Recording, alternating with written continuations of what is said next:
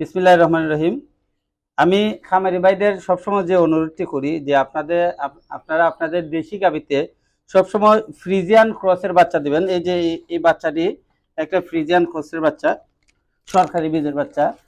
এভাবে আমি সবসময় আপনাদের যে অনুরোধটি করি, এমন একটা দেশি গাভী কিনবেন। দেশি গাভীর মধ্যে আপনারা উন্নত জাতের ফ্রিজিয়ান ক্রসের বাচ্চা দিবেন। ফ্রিজিয়ান ক্রসের বাচ্চা দিলে আপনার ভালো একটা বাচ্চা পাইবেন। এই যে বাচ্চাটা, এটা একটা ষাঁড় বাচ্চা, এটা একটা ষাঁড় বাচ্চা। তো এটা যদি বকনা বাচ্চা হইতো তাহলে দুধের বেলায় কত রেকর্ড ভালো হইতো।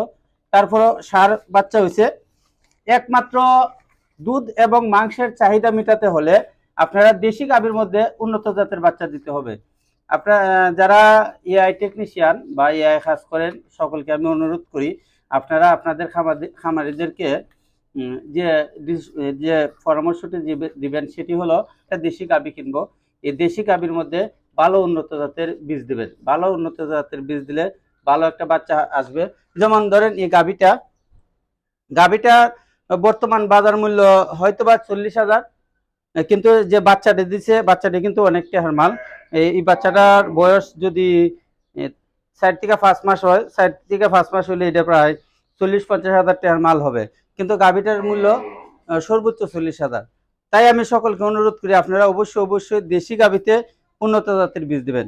আসসালামু আলাইকুম।